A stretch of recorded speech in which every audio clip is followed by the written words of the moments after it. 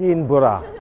It's an old term coined by Tokyoites to describe that favorite pastime of just, well, aimlessly wandering the streets of Ginza, the city's most elegant district. And that's why we're back in Tokyo to do just that. In this first of a two-part series on Tokyo's most famously upscale neighborhood, we'll rediscover the pleasures of this century-old tradition of strolling the streets of the district. We'll do as generations of Tokyoites have done, and visit Ginza's iconic stores to shop for the most exquisitely made crafts while enjoying the legendary service these establishments have become famous for. We'll also explore Ginza's eclectic and exciting cafe and dining scene, Tokyo's most exclusive and elegant even after a century. So join us for this first part of our series. I'm David Celdran, and this is Executive Class in Ginza.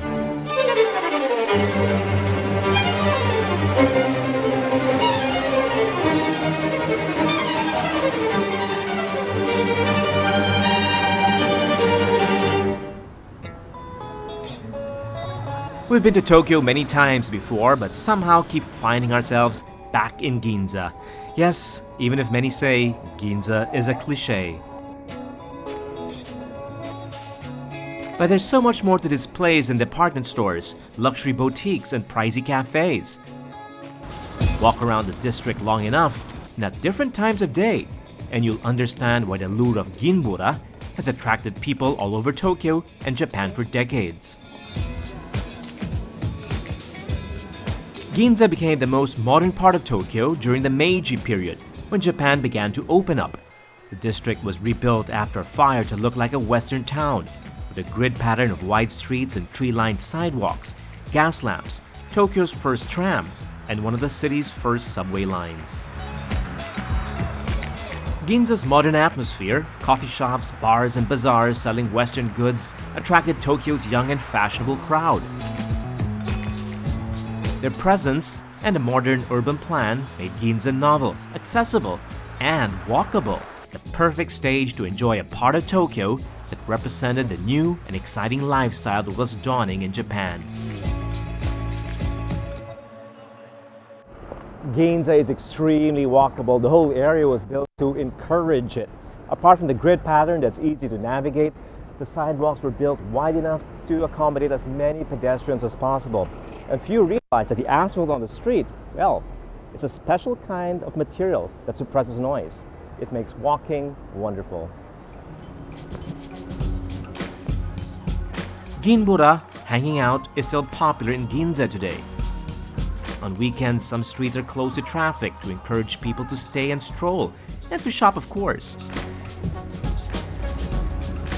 Ginbura and window shopping are inseparable, and though Ginza's department stores were not the first in Tokyo, they are the most recognizable.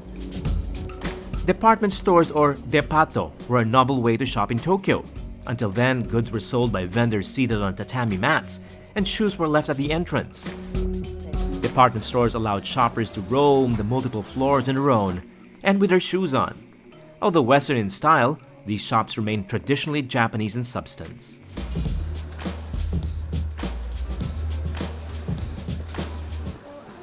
In Japan, the act of giving a gift is always more important than the value of the gift itself. That's why they put so much emphasis and importance in gift wrapping and presentation. Like, for example, I could buy something really inexpensive, like a handkerchief as a gift, but you'll be surprised at how beautiful it turns out in the end.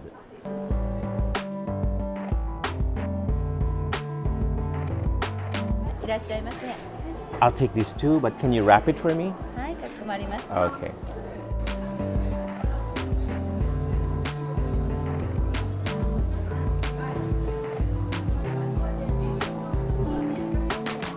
Wow, beautiful.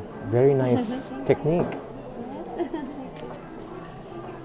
So you don't just put it in a bag. You wrap it very carefully.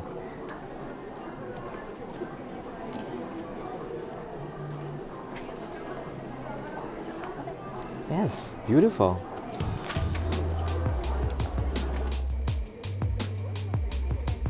No amount of modernization could erase Japan's traditional gift-giving culture, and department stores elevated it into an art form. Part of the gift-giving culture of Japan extends to buying souvenirs, especially when traveling, and sweets in particular. And that explains why the basement floors of the department stores of Ginza are filled with so many choices. The basement of a department store, or the Depachika, is one of Tokyo's hidden treasures. A subterranean paradise of colors, smells, and sweet and savory tastes, some of it even free for sampling. Unlike typical groceries, a Depachika is known for high-quality food, often made by famous chefs and artisans.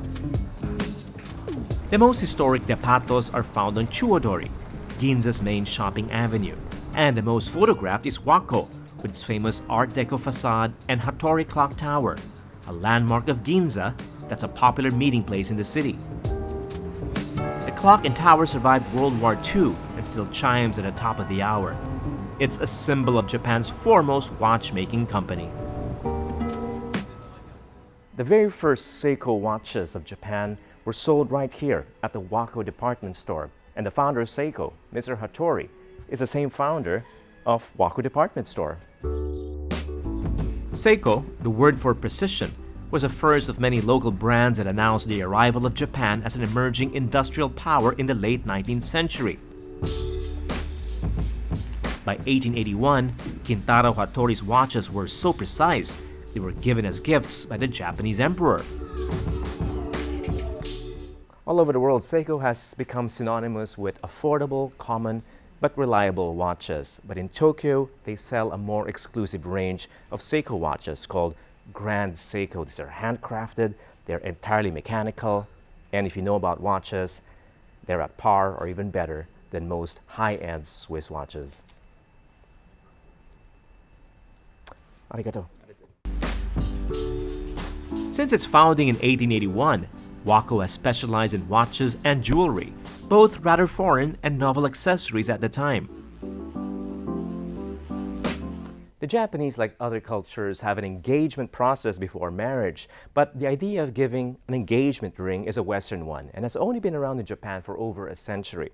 So, if you're looking for a ring, you came to Ginza, which was known back then as one of the most westernized parts of Tokyo. Although I understand that it was the woman, and still is a woman, who chooses the ring. But the man pays for it, of course. Generally speaking, Japanese ladies don't wear too many diamonds or fancy jewelry, except on very formal occasions. Compared to others, Japanese women like their jewelry understated, simple, but of course elegant and exquisite. But every now and then, someone breaks the rule, right? And they'd want something like this very, very expensive tiara. Something that's fit for a queen or an empress even. And incidentally, I'm told that the imperial family ordered their jewelry at Wako. Wow, this is how much? 20 million yen. 20 million yen. It's white gold with diamonds.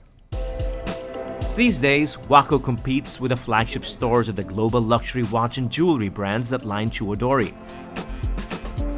Boutiques are increasingly popular, more so with tourists and the young, and department stores have had to reinvent themselves to survive. The newest to rise is Ginza 6, a mall which replaces the old Matsusakaya store on Chuodori. Tokyo Plaza, another of Ginza's department stores looking to attract new and younger customers, opened in 2016 with a concept centered around artisanal Japanese labels and cutting-edge fashion and lifestyle brands. Ginza's department stores are employing an innovative retail mix and store design to counter the stereotype of their clients as rich, middle-aged housewives.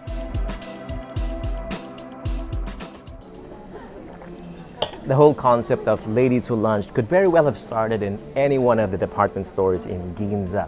If you visit one of the cafes, you'll see people, and women especially, having long, leisurely lunches that could last for hours.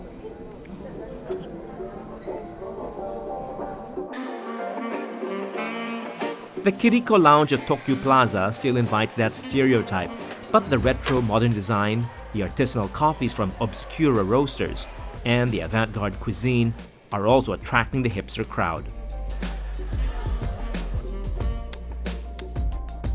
Arigato. Thank you. Ah, interesting. Shaved ice with condensed milk, some bean paste.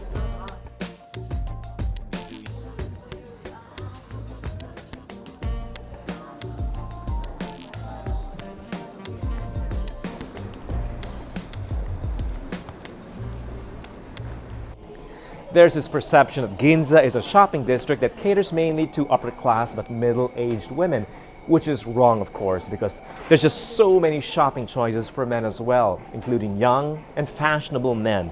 And Hankyu Men's is a great example of that. 8 floors dedicated just for men. On the 4th floor are cutting-edge streetwear labels, among them cult brands from Japan. Fans of classic menswear will prefer the brands at the basement floor. International luxury labels are carried by Hankyu, but it's the lesser-known artisanal brands from Japan that really stand out here. Western-style Japanese clothing and accessories like these rare and exquisite ties of Cusca, which are made with silk sourced from Tango and woven by hand in Kyoto. Only 2 to 3 ties can be made per day. My personal favorites are the lightweight handcrafted umbrellas of Maihara Koi, made of 16 ribs, double that of most umbrellas, and with a choice of 10 types of wood. As well as the hand-carved wooden hangers of Nakata, with a 3-dimensional form around the neck that helps keep the shape of your dress shirts and suit jackets. The merchandise you find in Ginza's department stores are inspired by the West, but with the underlying Japanese theme of local craftsmanship and high standards of quality and service. A theme you'll also find in the top restaurants of Ginza, like Beige. Beige is a collaboration between French fashion house Chanel and the legendary French chef Alain Ducasse, the only chef to have 3 Michelin stars in 3 different restaurants at the same time. Beige embodies a simple and elegant spirit of the restaurant, which is expressed in the finest details, from the interior decor of Peter Marino, Chanel's boutique designer, to the handcrafted tableware produced by European and Japanese artisans. Pure and simple too is the spirit behind the French cuisine of Japanese executive chef Kei Kojima, who fuses Japanese and French culinary traditions, techniques, and ingredients. Chef Kei trained under legends like Michel Guérard, Alain Chapelle, and of course with Alain Ducasse at the 3 Michelin star Louis XV. He's in the process of introducing new items on Beige's menu, and I'm lucky to be one of the first to try it. In Tokyo, excellent ingredients are never far away. The best seafood in the world arrives at nearby Tsukiji Market every day, and Japan's farms are a source of heirloom vegetables and top-grade beef and pork. What a chef can't source locally, he gets from the fishmongers and farmers of France. The result is the best of both worlds. The Japanese are great admirers of French fashion and French food, just as the French are passionate about Japanese design and Japanese natural ingredients. And Beige is the love child of that affair. The dish is superb, only the freshest lobster with the most succulent seasonal vegetables, in a light yet flavorful sauce. It's deceivingly simple, but delicate and elegant at the same time. Really beautiful. Indeed, few experiences are as wonderful as having food this pleasurable with a view this memorable. Our walking tour of Ginza returns with more after the break.